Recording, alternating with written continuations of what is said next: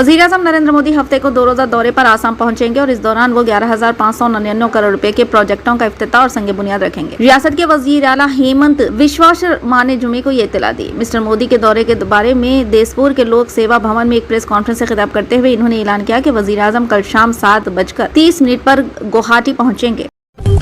तेलंगाना के वज़ीर आला रेवंत रेड्डी ने सख्त इंतबाह जारी करते हुए ऐलान किया कि हुकूमत अवाम को परेशान करने वाले और हुकूमत के साख को दागदार करने के जिम्मेदार ओहदेदारों के खिलाफ सख्त कार्रवाई करेगी। मिस्टर रेड्डी ने कहा कि हुकूमत मुनासिब मुशावरत के बगैर फैसला लेने वाले ओहदेदारों को जारी एक सरकारी बयान के मुताबिक वज़ीर आला ने महबूब नगर जिले में ज़रई पंप सेट्स के हालिया मुआयने पर नाराजगी का इजहार करते हुए कल सेक्रेटेरिएट में हाल ही में मुनक्किदा रजा पालन में मौसूला दरख्वास्तों के जायजे के दौरान इस मसले पर तवज्जो दी।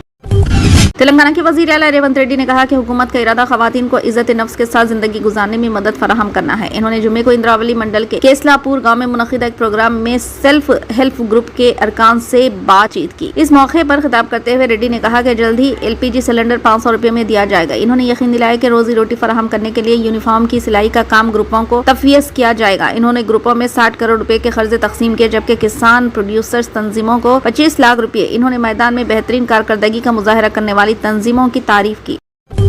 GHMC की मेयर गदवाल विजय लक्ष्मी ने हफ्ते को तेलंगाना के चीफ मिनिस्टर रेवंत रेड्डी से मुलाकात की। इन्होंने जुबली हिल्स में वाक़ई इनकी रिहाइशगाह पर गैर सगाली मुलाकात की। गदवाल विजय लक्ष्मी ने 11 फरवरी 2021 को GHMC की मेयर की हैसियत से चार्ज हासिल किया था। वो हैदराबाद की 5वीं खातून मेयर और तेलंगाना की पहली खातून मेयर है। वो PRS पार्टी की लीडर है। विजय लक्ष्मी जिनके पास अमरीकी शहरियत भी है, इन्होंने वहाँ से आकर सियासत में हिस्सा लिया। इन्होंने एक्स पर एक फोटो के साथ पैगाम शेयर करते हुए कहा कि रेवंत रेड्डी अवाम के चीफ मिनिस्टर हैं। शेयर कर दी तस्वीर में रेवंत रेड्डी हेलीकॉप्टर में बैठकर 10 रुपये का रियल फ्रूट पी रहे हैं। इन्होंने ट्वीट में कहा कि ओहदा कोई हैसियत नहीं है। रेवंत रेड्डी को देखने से लगता है कि ये एक जिम्मेदार शख्स है।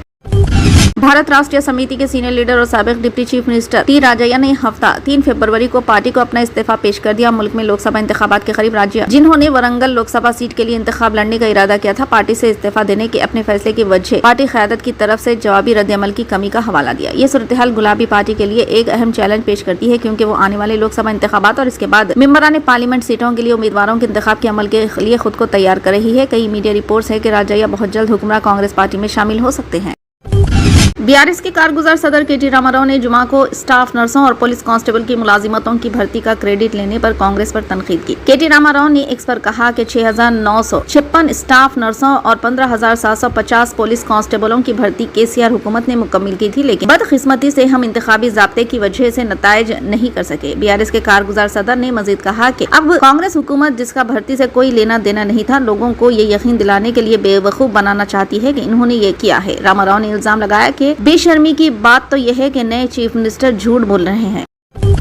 BRS के सदर और साबिक चीफ मिनिस्टर के चंद्रशेखर राव ने कहा है कि इनकी पार्टी तेलंगाना के क़याम की जिम्मेदार है और वो रियासत के मफादात के तहफ़्फ़ुज़ पर कोई समझौता नहीं करेगी। जुमेरात को MLA की हैसियत से हलफ लेने के बाद KCR ने कहा, BRS ने रियासत को तरक्की की राह पर गामजन किया। पिछले 10 सालों में अवाम की उमंगों को पूरा किया। वो रियासत तेलंगाना के मफादात का तहफ़्फ़ुज़ जारी रखेगी। गजवेल MLA की हैसियत से हलफ लेने के बाद KCR ने अपनी पार्टी के मेंबरान असम्बली बशमूल कारगुजार सदर KT रामाराव, साबिक स्पीकर पोचाराम श्रीनिवास रेड्डी, हरीश राव, श्रीनिवास यादव, प्रशांत रेड्डी, मल्ला रेड्डी, जगदीश रेड्डी, AP विवेकानंद, दानम नागेंद्र और कई लोगों के साथ मीटिंग की।